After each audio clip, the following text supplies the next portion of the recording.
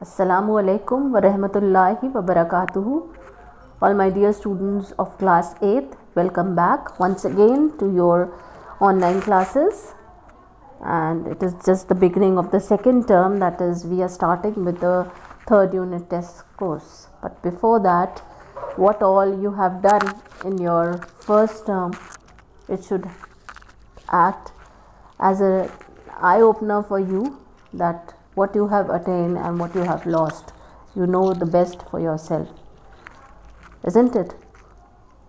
And what a teacher expects, or what is the dua of a teacher for our students, is that my students become caring and kind, they open their hearts and open their minds. That should be the kind of attitude that you should be having. And we also pray to Allah Ta'ala to make you righteous and honest, and realize that knowledge is the greatest tool to get what you want to achieve in life and thereafter. And in order to be considered among the Ummah's best, you have to attain knowledge.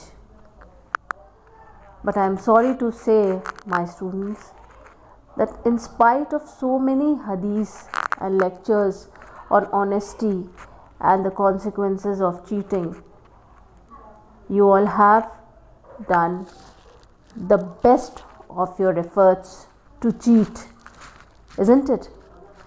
You have not cheated the teachers, my dear students. It is you, your own conscience, that you have cheated. You have copied from your notebooks, from your books, and even answers from the internet. You will get marks no matter, you will secure your marks will become good, you will attain good marks. But then, how have you achieved those? What is the achievement that you have? Nothing at all. No notebooks have been submitted because you all are not watching the videos, you are not doing the learning work, and of course no written work. Of only 10 to 12 copies had come up. You don't realize that whatever you have done, or however you are doing it, it will be of no good to you. First, you have to learn to be honest to yourself. The knowledge of taqwa is given. You know what is taqwa. If you don't have that, you will not be able to do anything. No matter you become doctors, engineers, or just housewives, that doesn't make a difference. It is you, what attributes you have, what kind of a person you are, that is asked. Your amal, what have you done and how you have done, that will be questioned. So whatever you have done till now, change your attitude, and this pandemic should act as an eye-opener for you, my dear students. You have to become true and better Muslims, and of course a good human being. So please make efforts to do better now, not just score marks in the unit tests and half yearlies. That won't make a difference, my dear students. It is just a result that you will attain. But what you are becoming as a person, that is reflected on what kind of work that you are giving. Now, please change your attitude towards your studies and put in some effort in it, please. My dear students, please put in some effort. A little effort is needed, my dear students. You have the whole day, whole 24 hours you have with you. You're staying at home. Watch the videos properly. Do the learning and written work as instructed. Is that clear? So today I will start with the third unit test course in chemistry. That is lesson number 5. That is the chemical reactions. So I had already told you what the reactions are. That is the reaction, or when the two substances react, that is they are coming in touch or in contact with each other, what is happening, whether they are in the form of an element or in the form of a compound, what is happening and how it is happening. This we will study here. That is because there are so many changes around us in the surroundings that we witness, and these changes, I've already told you, may be physical or they may be chemical. Is it clear? So what is a chemical change? What is a chemical change? So first let's discuss a little more about the physical and chemical change, and then only I will proceed on with the chapter. So we have already discussed about the physical and chemical change in lesson number 2. So that is, a physical change is what? It is a change of matter, and that occurs without changing the chemical composition of water. That if it is water, is the formula is H2O, that is having 2 atoms of hydrogen and 1 atom of oxygen. So it will remain as such no matter when water changes into ice or it changes into steam, the composition will remain the same. Whereas in a chemical reaction, the composition change. You can, very easy example of this, or very common example, you can see when you burn coal or even when you burn a piece of paper, what do you see? The paper changes into ash. So the chemical composition of that particular substance changes. Now physical change is usually reversible. That is, when you change, if liquid has changed into solid, it will change back into the solid liquid state again. For example, water change into ice can change back into liquid water again, and this chemical change is of course reversible. So there are many such differences between the physical change as well as chemical change. So what is a chemical reaction now? So what is a chemical reaction? A chemical change that involves transformation, that is change from one form to other, is actually a transformation of one or more substances into new substances with entirely different properties. It is called a chemical reaction. So the transformation of one or more substances, that is, we already know that these are called as the reactants, and changing into transforming into new substances, that is the products. Is that clear? So these reactants and products are entirely different from each other. Is that clear? Now what happens in a chemical reaction? What is the process that is occurring in a chemical reaction? So what is happening in a chemical reaction? That the chemical bonds between the atoms of reactants break. I have told you that in the course of a reaction, what is happening? In order to attain stability, the electrons are either being lost or they are being gained between the atoms of the same element or between the atoms of different element. Is it clear? So in this process, what is happening is the chemical bonds are being broken. Is that clear? The reactants, the bonds which are occurring between the atoms of reactant, they break, and there is rearrangement of atoms and formation of new bond take place to make the new substances. Is that clear? So for a chemical reaction to occur, what I have told you, that there is the formation of one or more bonds between atoms and molecules. Now they are broken, and by this breaking after this breaking process, there is formation of new bonds. Is that clear? I have told you a very simple reaction, that is hydrogen plus oxygen. What is happening if there is a reaction between hydrogen and oxygen? Then a new product, that is H2O, that is water, is formed. Now when this is formed, you can see the hydrogen molecule is what? It has been made by a bond which is there between hydrogen and hydrogen atom. You can see this, and this is broken, this gets broken up. Similarly, the bond which is between oxygen and oxygen atom, this is also broken, and a new compound is formed. By the rearrangement of these atoms and the formation of new bonds take place between the atom of 2 atoms of hydrogen and 1 atom of oxygen. And the same thing happens in any reaction that is taking place in between the reactants, 2 or more reactants. Is that clear? and these bonds are broken and formed by the interaction of electrons with each other. So these bonds are broken and formed by the interaction of electrons with each other, that is the loss, gain or sharing of electron and the nuclei of the atoms involved in the bond. So atoms of all elements remain essentially intact during all chemical reactions. It's just the involvement of the valence shell electrons. I have already told this in the previous chapter. Outermost electron, that is the valence electron, that are affected during the chemical reaction.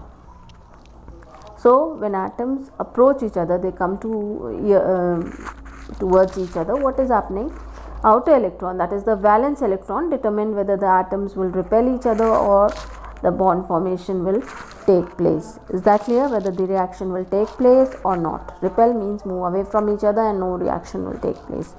So a very good example of this, a reaction which take place between the methane molecule and oxygen molecule. Is that clear?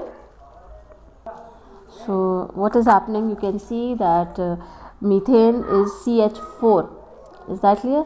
This is CH4. That means you can draw it like this also. That is so one atom of carbon and 4 atoms of hydrogen. You can see the bond that is there between the carbon and hydrogen atoms. Is it clear? So this bond and between the oxygen atom, I have already shown it in the previous example also. These get broken and new bonds, as you can see in the figure also, it's very clear. These bonds are very clear. You can see them in the form of the bars that are given in between. It is this over here. Is that clear? So here also what is happening, there is a rearrangement of these. So when methane comes in contact with oxygen, what is happening? The chemical bonds within carbon hydrogen, that is in the methane atom molecule, and in the oxygen molecule, the bond that is between the gets broken. Is that clear? And atoms rearrange. Rearrange means they arrange themselves once again, and they form new chemical bonds between carbon oxygen and oxygen hydrogen. You can see between the carbon oxygen to form the carbon dioxide molecule, and between the hydrogen and oxygen to form the water molecule. Is it clear? So this is how the reaction takes place between methane and oxygen, and carbon dioxide and water are formed. Is it clear? So this is one of the examples how a chemical reaction, or what happens in a chemical reaction. So the substances that take part in a chemical reaction, they are called reactants. Is it clear? They take part in a chemical reaction. So the substances that take part in a chemical reaction are called reactants. That is, the substances which are present at the beginning of the reaction are known as the reactants, while the substances formed by the chemical reaction or at the end of the reaction are called as the result of a chemical reaction, they are known as the products. Is that clear? Reactants and the products. For I had shown you the example. So both carbon dioxide and water are products, while methane and oxygen are the reactants. Is it clear?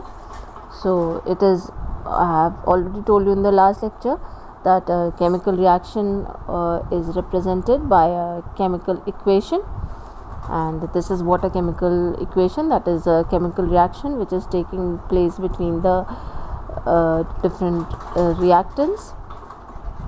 Is that clear? So this is represented by a chemical equation, and the reactants are written on the left side.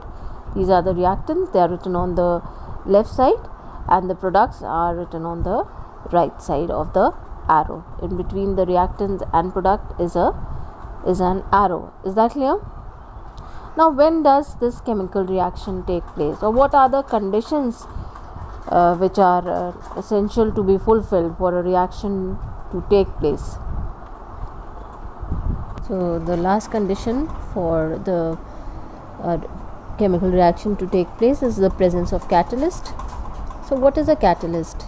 It is a chemical substance that changes the rate of a reaction, that whether reaction will be fast or whether it will be slow.